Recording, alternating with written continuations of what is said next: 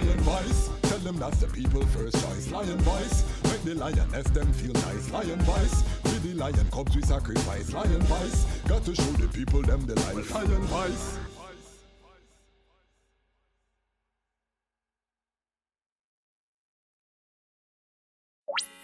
Yeah, and it's last said the first of the Almighty. Well, there are set thrones of judgment to judgment. Thrones of the house of the great King David.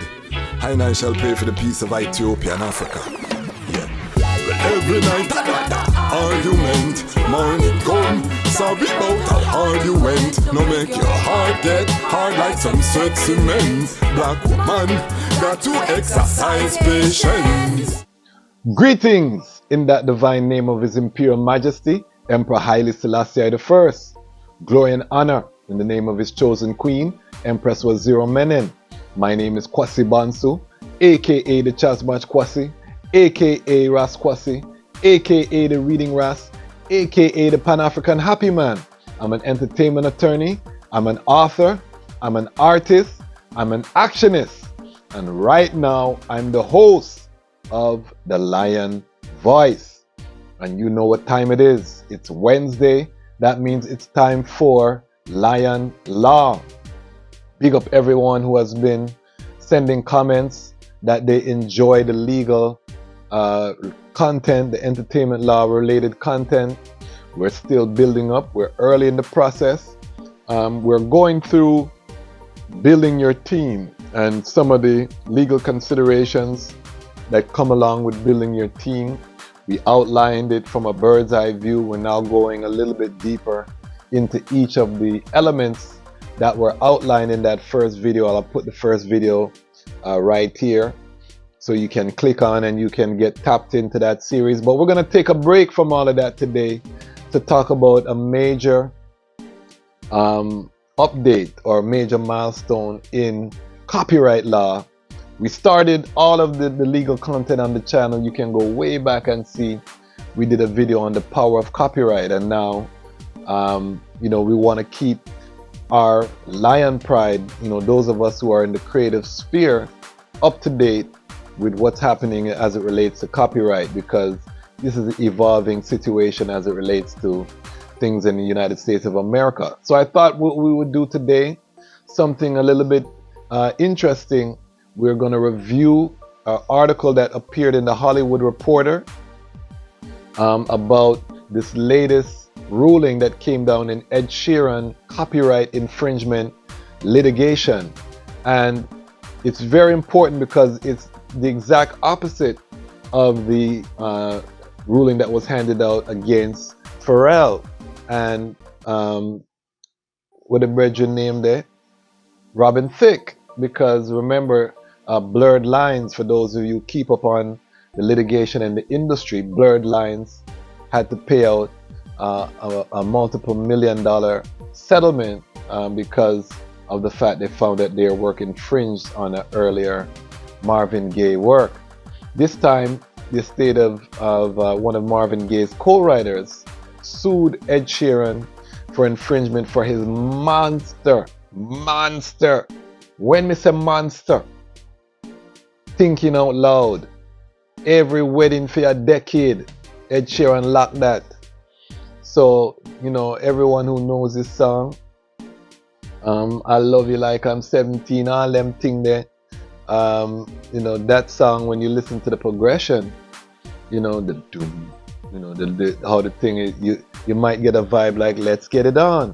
And it was one of the co-writers of Let's Get It On who actually sued Ed Sheeran on behalf of their father's estate, and the court found that there was no substantial copying of the elements of their father's work, and therefore there was no infringement.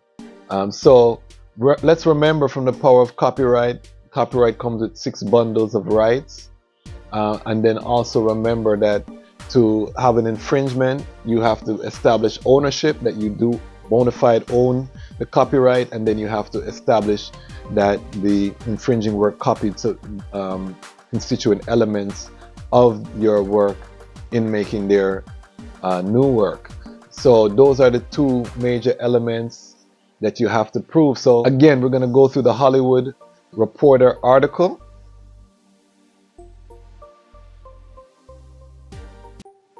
When a jury determined Blurred Lines, borrowed from Marvin Gaye's Got to Give It Up, and Pharrell Williams and Robin Thicke were ordered to pay millions of dollars in damages, it not only shook up the music industry, but also set off a flurry of other lawsuits that made songwriters more willing to give credit, whether it was due or not.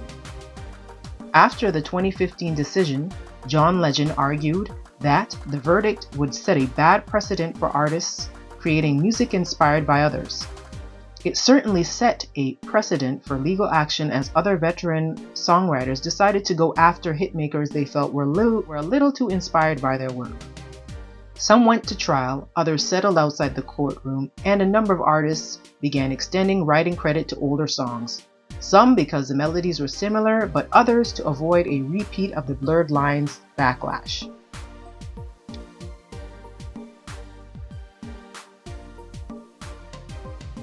So let me just take it from there.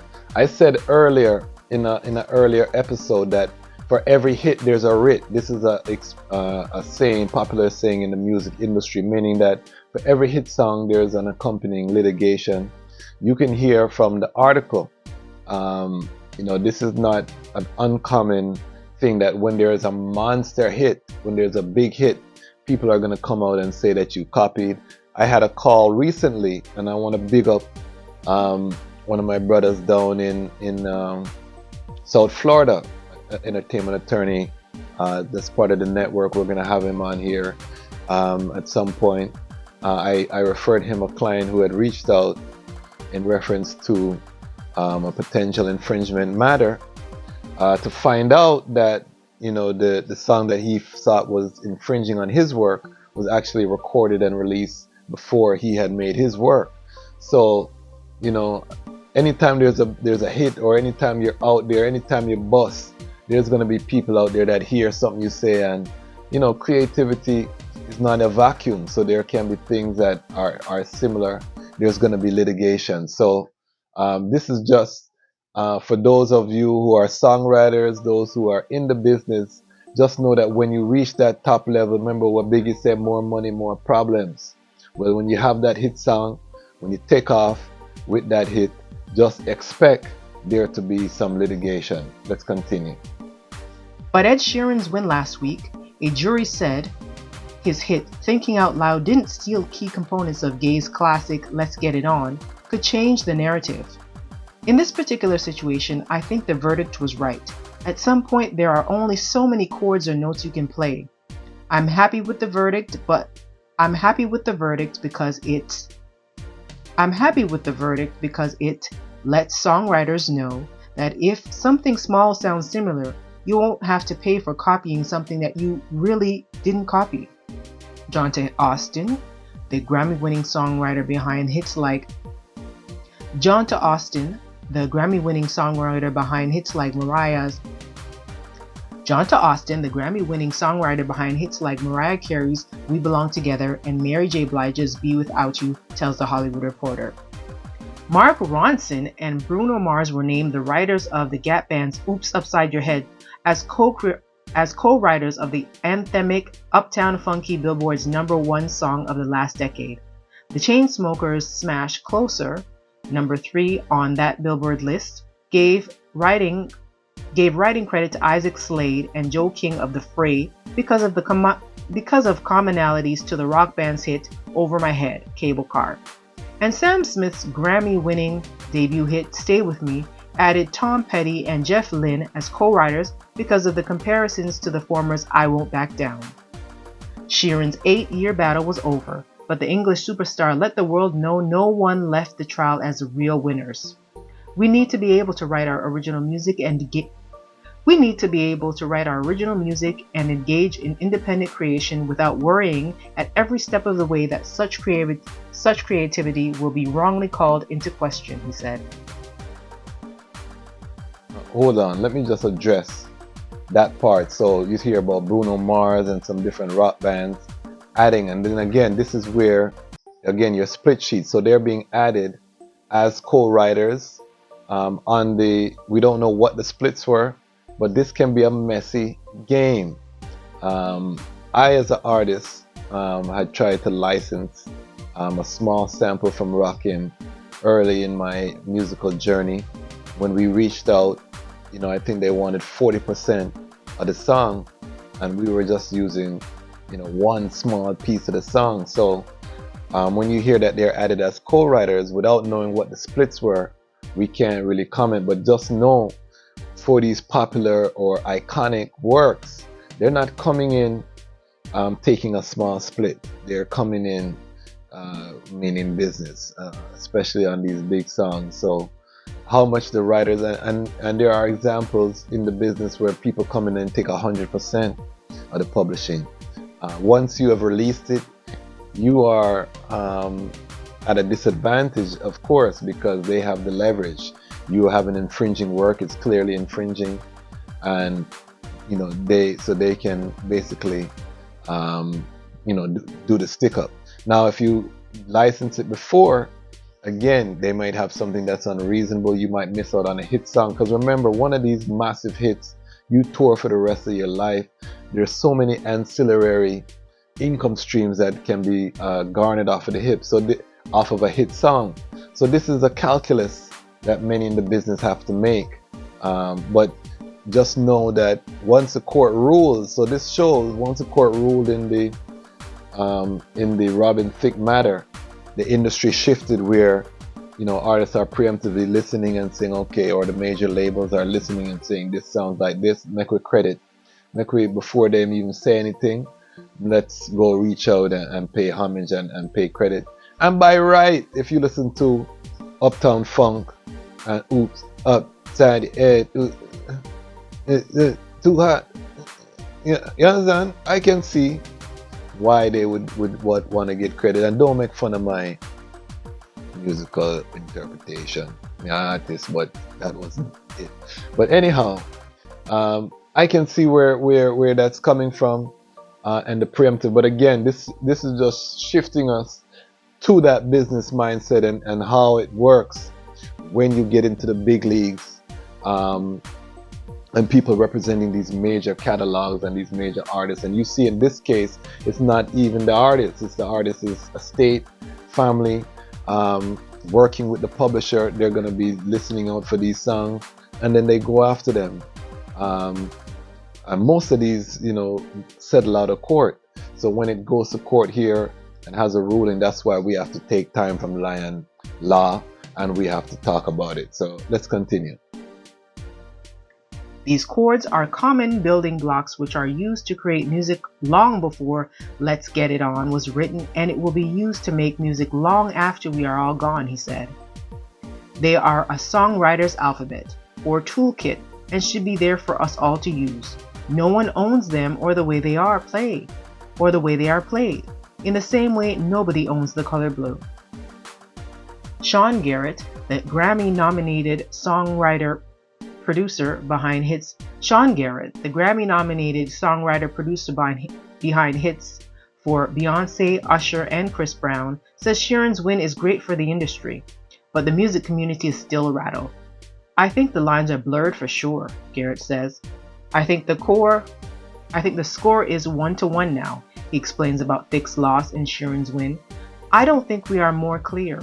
I don't think this new win brought clarity. I still feel that it's case by case, unfortunately. That's the part that's scary.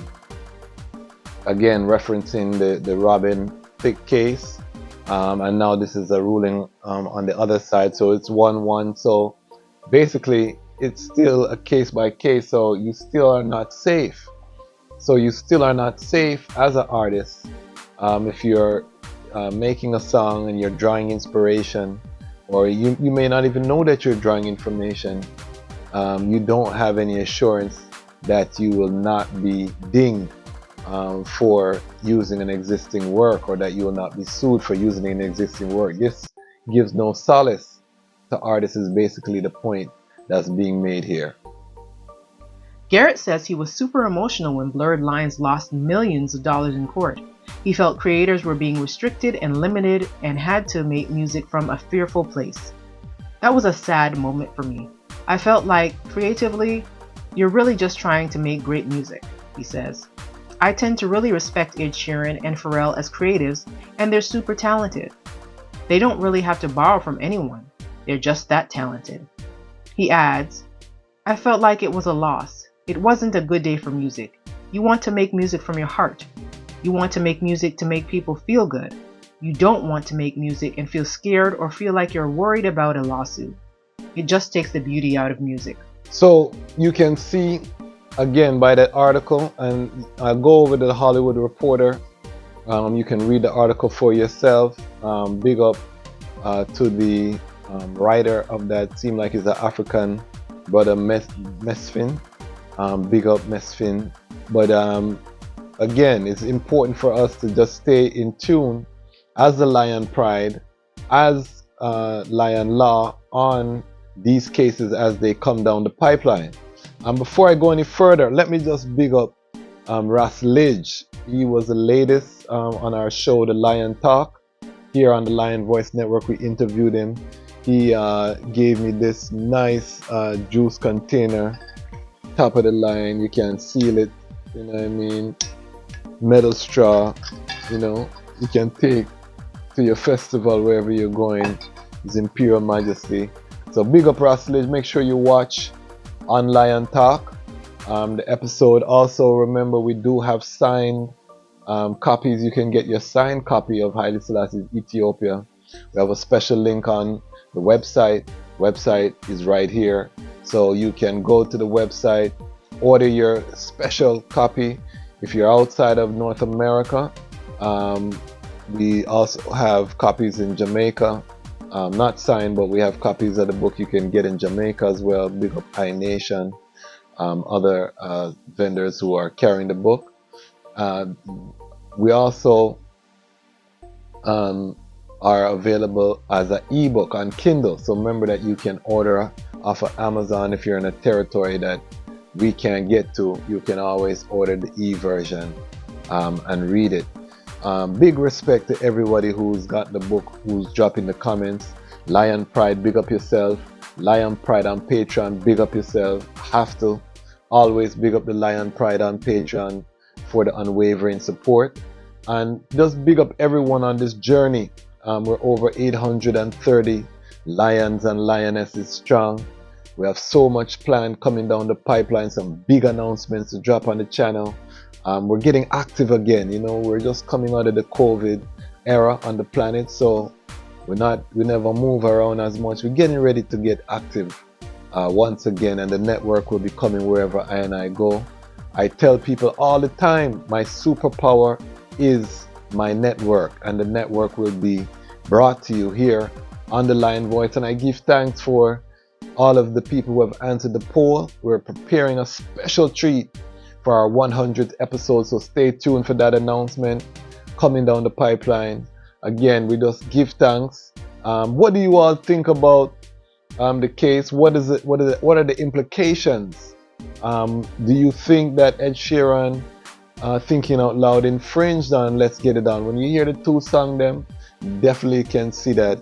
To I, it wasn't a frivolous lawsuit, but you know, the argument that, you know, certain progressions and certain things are just the backbone of music, you know, chord progressions.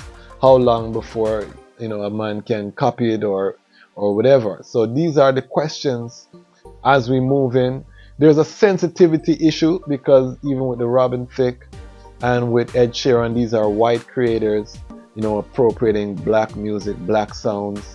And historically we see, you know, with Elvis, all of these things, the black creators oftentimes don't get the credit, and the white versions of these songs are often massive, more than even the black version of the song. I don't think that's the case here with Let's Get It On, but who knows? I mean, Thinking Out Loud is a massive monster. There's not many songs we use the term monster hit. That's a monster hit. So there's that in the background, and as a Pan-African channel, we're going to talk about that part there too, or at least mention that part as part of the overall context. So how do I feel?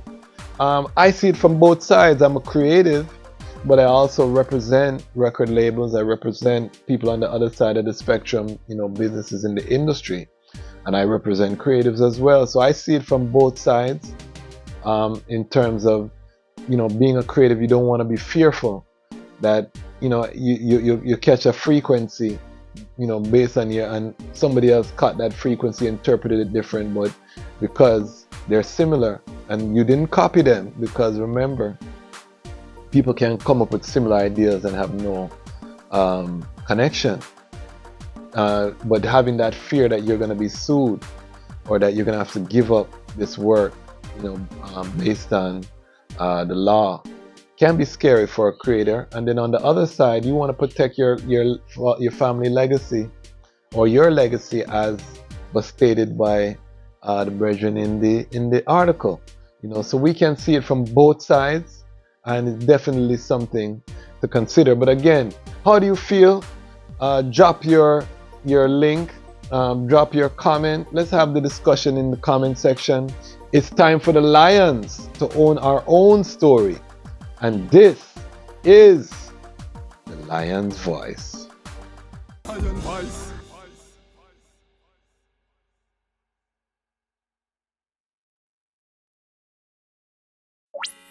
Yeah. And it's last said the first of the Almighty. Well, there are set thrones of judgment to judgment. Thrones of the house of the great King David. And I shall pray for the peace of Ethiopia and Africa. Yeah. Well, every night, argument, morning come. Sorry about a argument. No make your heart get hard like some sexy men. Black woman got to exercise patience. Every night, argument, morning come. Sorry about a argument. No make your heart get hard like some sexy men. Black man got to exercise patience. Got to change the frequency. Seems like we disagree frequently. Mama shopping spree interfere with school fee. Daddy they a dance a floss for Hennessy. Every night them fight mostly over money. Who gonna stand up fight for the family? Haile Selassie, might of the Trinity. Gone with his queen with a baby in her belly. Still every night argument, morning come. Sorry about a argument. Don't make your heart get hard like some sexy men. Black woman got to exercise patience. Every night argument, morning come. Sorry about a argument. No make your heart get hard like some sexy men. Black man got to exercise patience. There's no need to raise your voice. Let's live in a one harmony. Together we can make that choice to live as one family. And please don't disturb the children's sleep. Be careful what you say, remember words cut deep. Sometimes it's better if you just sit in silence. Time to end the cycle of violence. Well then.